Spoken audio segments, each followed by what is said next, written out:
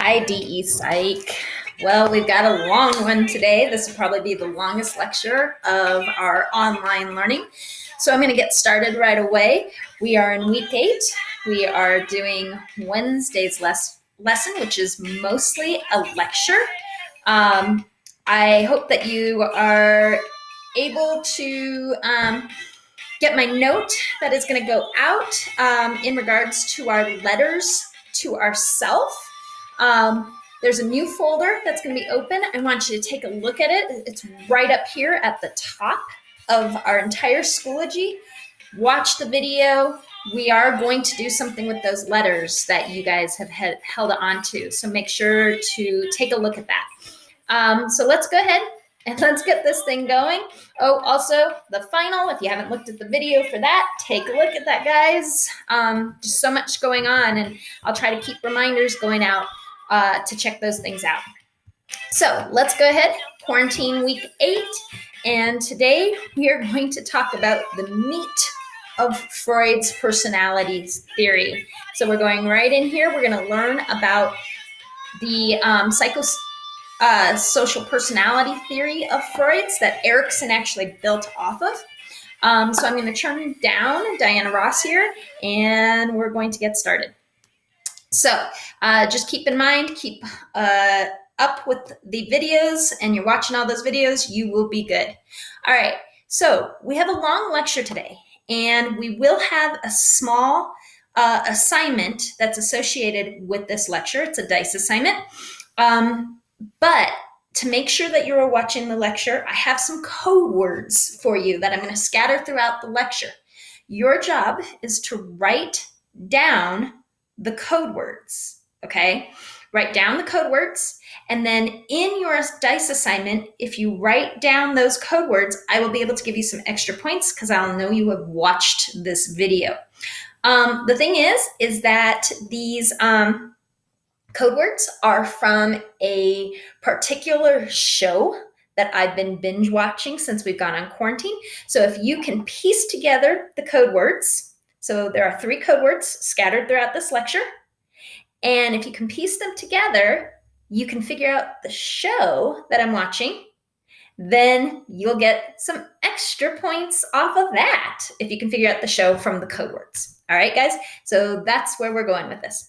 Remember, feel free to pause me at any time in order to take notes on this theory. Wow, what can I say about this theory? This is where we see Freud's ideas going way off into left field, okay? And so whether or not you end up believing these ideas about Freud, what you have to understand is these ideas that Freud came up with, his postulations, led to many other people in psychology saying things like, this is so outrageous, I've got to find an alternative to this.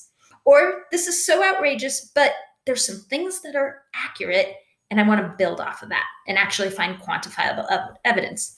So even though Freud's ideas may seem really, really strange to you, he is the father of psychology. And it was his crazy ideas that allowed us to say, that's so wrong, I'm going to find the alternative, or that might be slightly right, and I'm going to take off from this point. All right, so Freud's emergence of personality. All right, so personality, Freud once again really believed that childhood experiences are what form our personality. Those first time experiences are what form our personality. And he really believed that at certain stages of our life, that our childhood could be broken into distinct stages, and certain stages of our life, we could either become fixated in those stages or we could resolve those stages. That should sound familiar because remember, Erikson said something similar with his psychosocial stages of development. Well, that's where Erikson gets his idea of fixation or moving on is from Freud. Freud being the first to kind of make those similar postulations.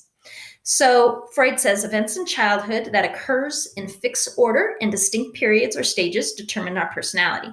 He's going to divide our childhood experiences into 4 different stages. Okay, we'll talk about each one.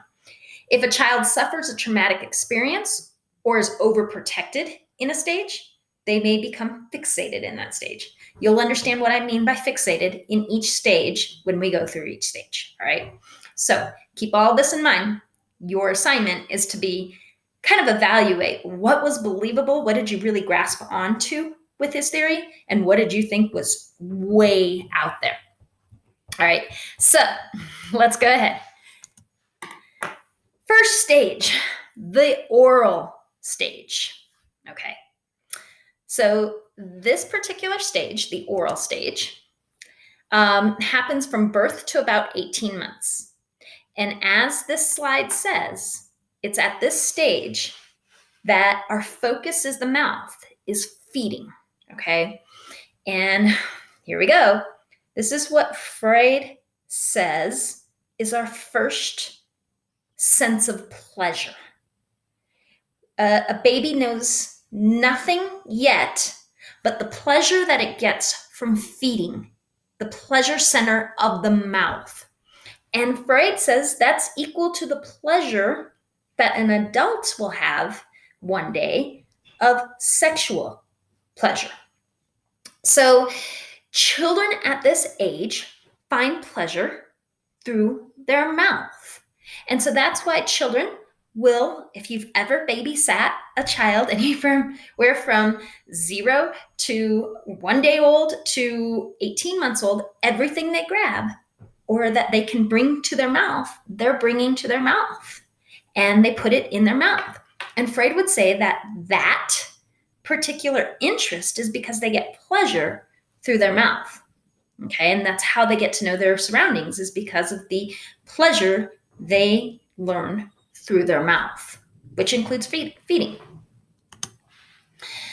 So here's what Freud says.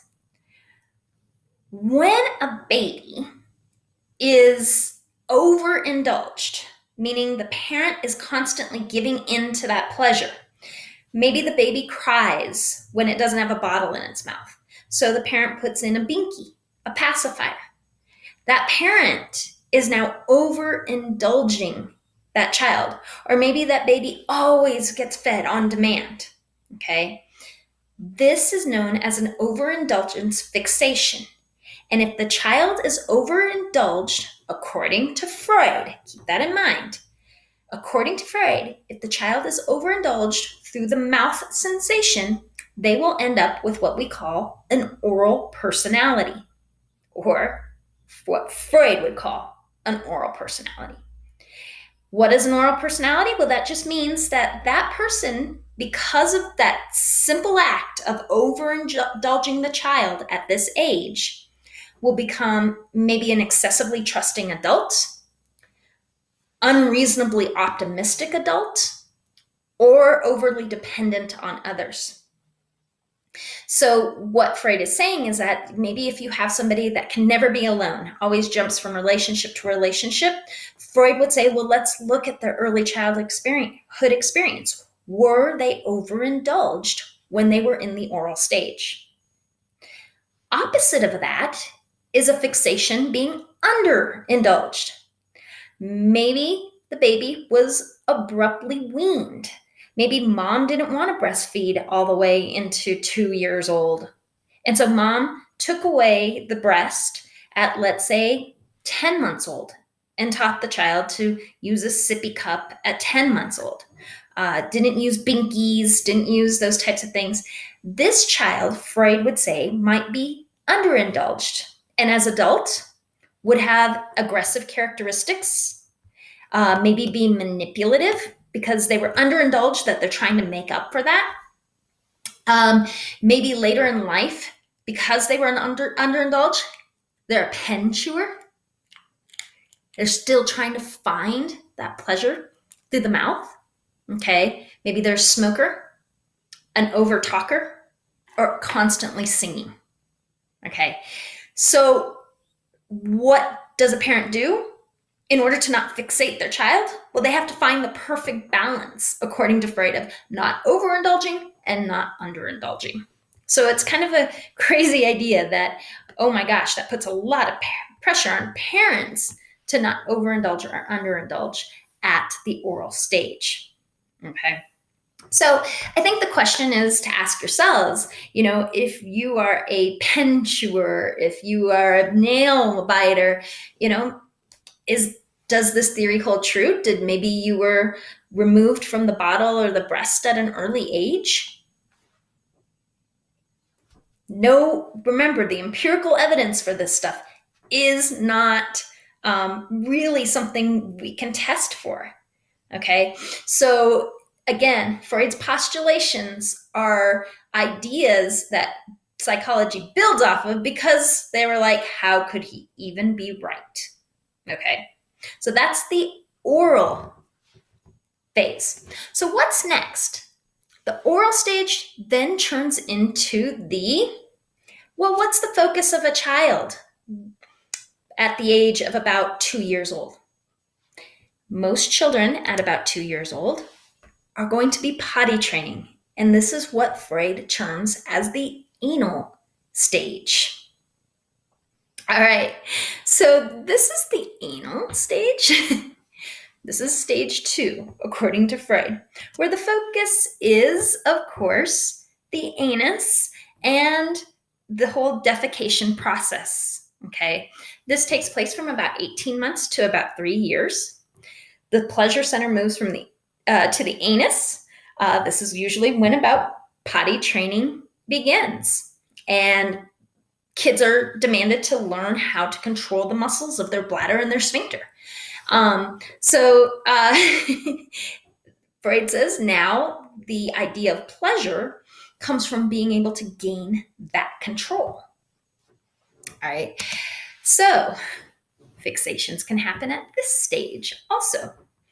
So let's talk about the child that is potty trained really early. I'm one of those children. I was potty trained very early. I believe my mother tried to potty train us right at about just a little before the age of 1. Didn't want to have us in diapers. Well, those are people that are compulsively neat in their future adulthood life, their personality. They'll be compulsively neat. They tend to be stingy and they tend to be orderly. All of which, if you ask my husband, are characteristics of me. All right. So Freud would say that a lot of my personality, of that need to have control, of that need to have everything in order, I am anally retentive.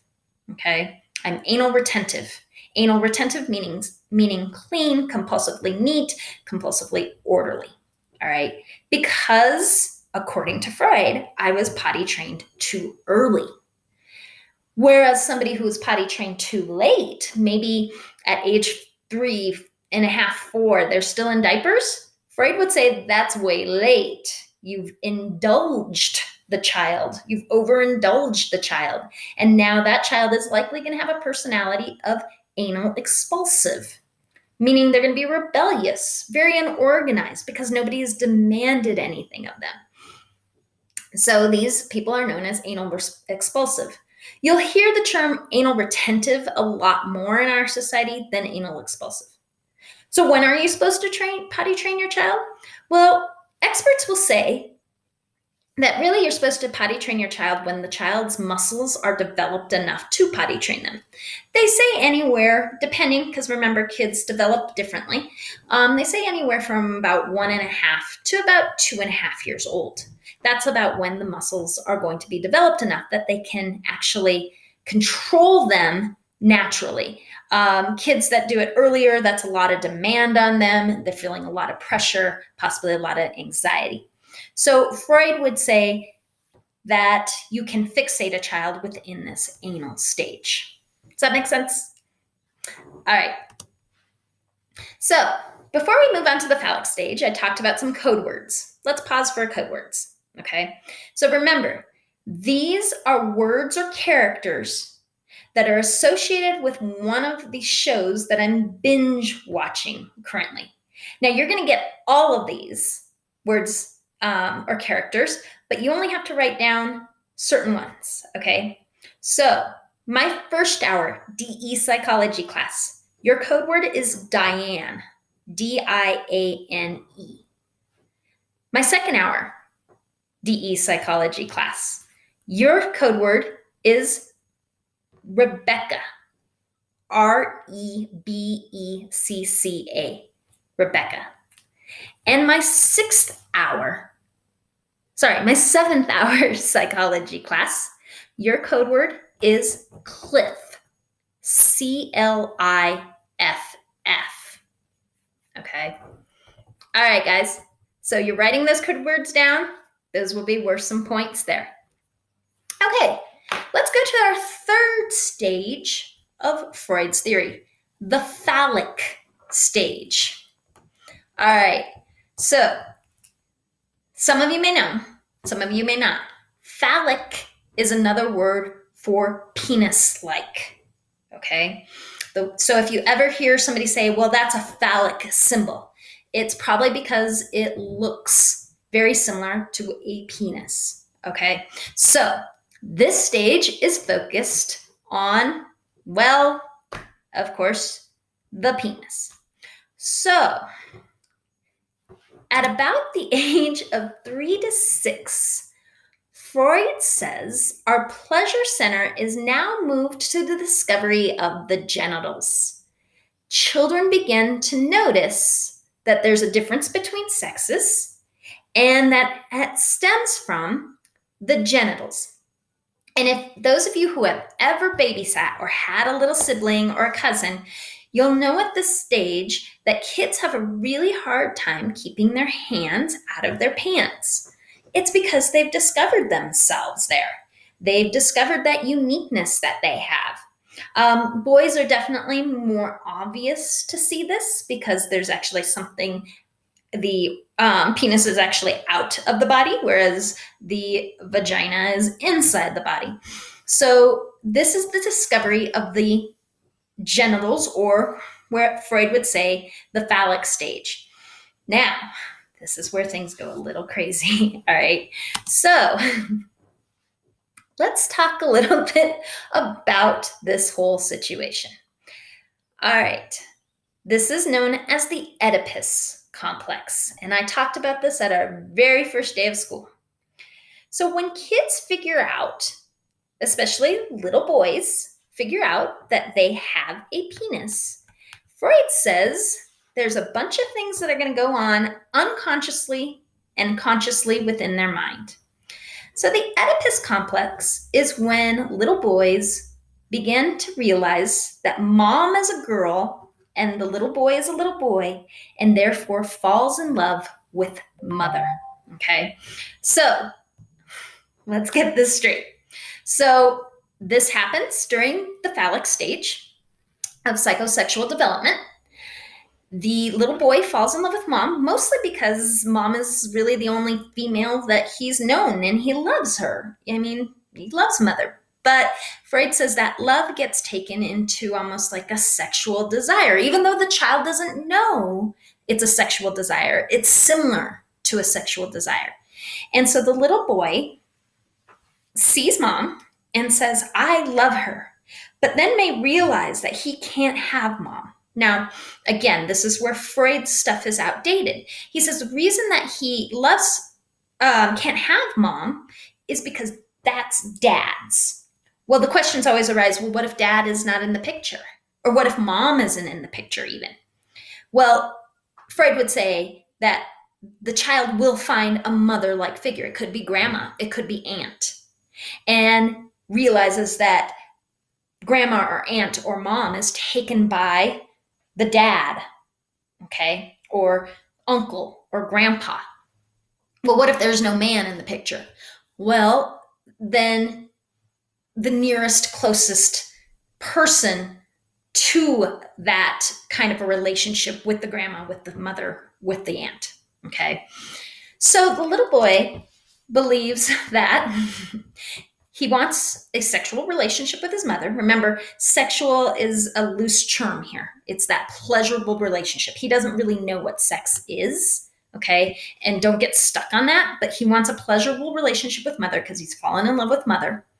And that desire is thwarted by the realization that father possesses the mother.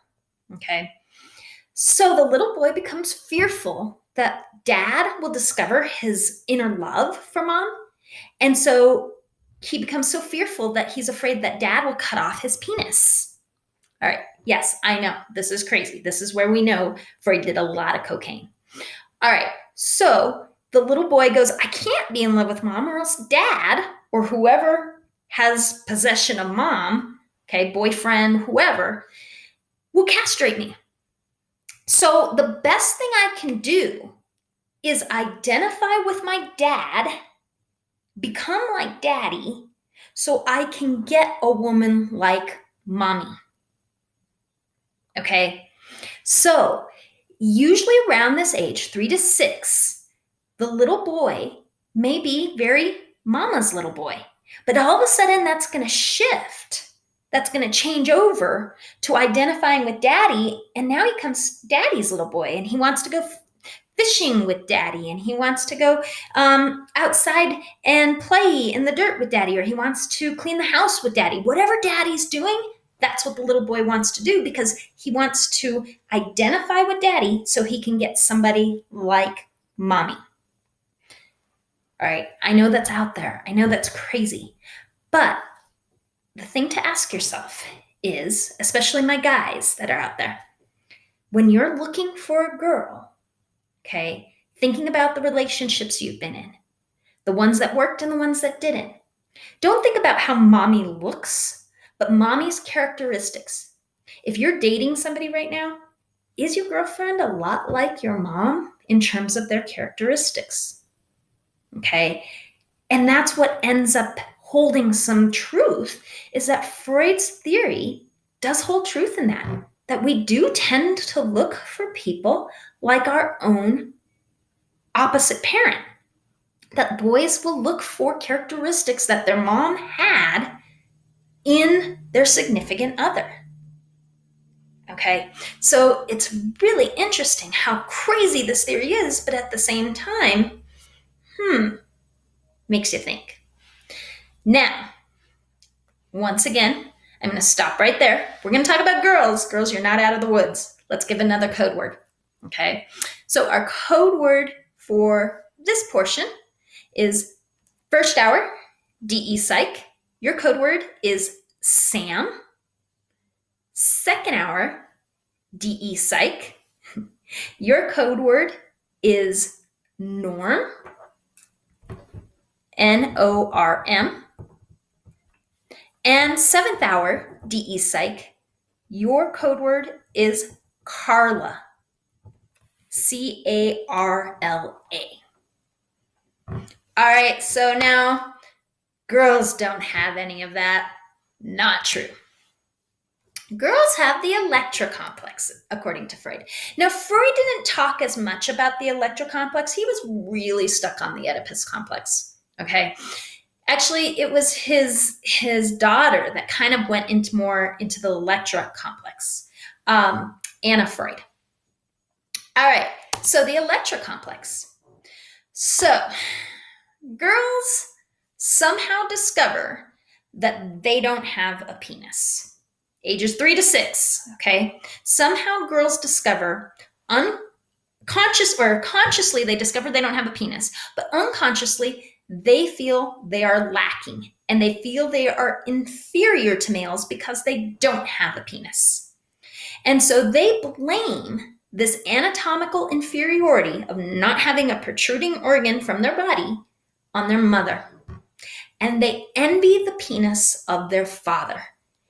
And this is where Freud would say, unconsciously, the little girl becomes attracted to daddy in a pleasurable way. So they fantasize about having daddy. But they realize that's not really something they can have because that's mommy's or girlfriends or whoever. And so then they begin to fantasize about having a baby. And that's why little girls love to play with babies, according to Freud, Anna Freud.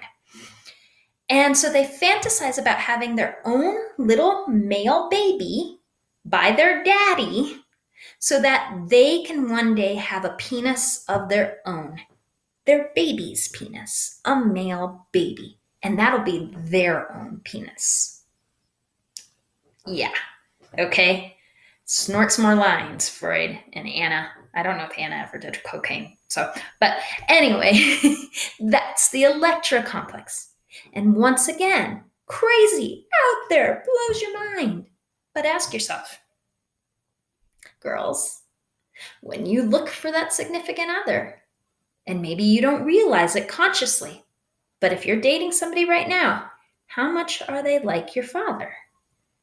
It's crazy to me. I hate the whole time. Every year when I teach this, I get so grossed out because if I look at the characteristics of my father and I look at the characteristics of my husband, other than them not looking physically alike, they are very similar in their personalities. Okay? Very. Not exactly, but very. Their sense of humor, the way that they approach things, the way that they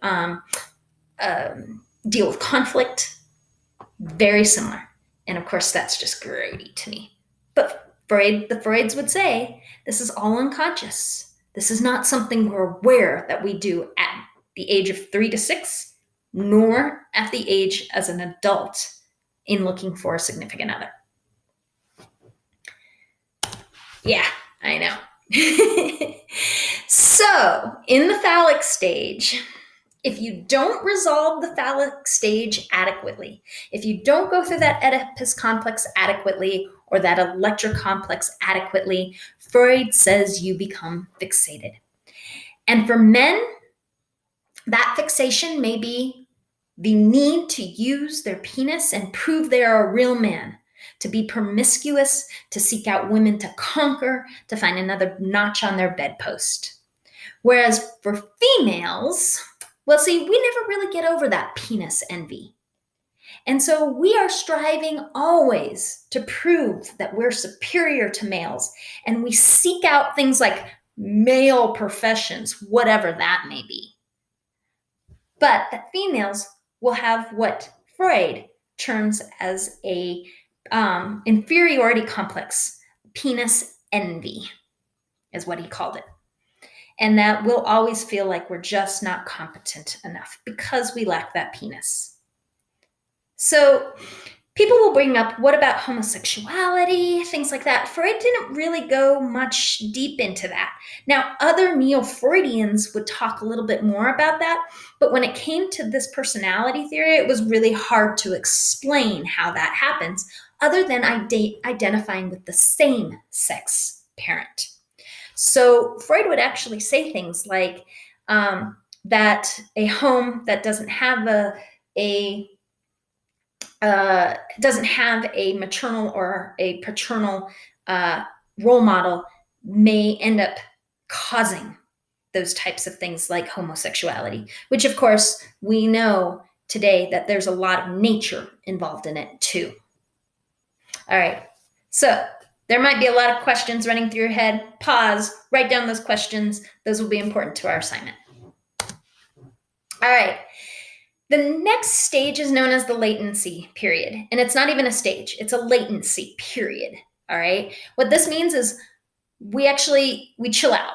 According to Freud, this is where we find our hobbies that we're going to carry into our adulthood. This is about the age of 6 to 12. We're really not interested in anything else. Our sexual drive goes kind of away for a while. This is usually when kids ages 6 to 12 are more interested in their sports and hobbies and activities than girls or boys. All right. It's not noticeable as children begin to notice their peers and separate into boy girls in a manner. Usually friendships are girls with girls and boys with boys. Okay. So we have this latency period, this dormant period. Then the final stage is the genital stage. And of course, that's easy to determine here. There's nothing actually too obscure here. The genital stage is 12 years till death. This is the stage of adult sexuality where we now become interested in the opposite gender. According to Freud's theory, if we don't become interested in the opposite gender, then Freud did not theorize for that. He said that was not something that was normal. He considered that abnormal psychology. And I'll be honest with you, up until the 1970s, that was considered abnormal psychology. Homosexuality was in the DSM-5, which is the Diagnostic Manual for Mental Disabilities. In the 1970s, they finally removed it.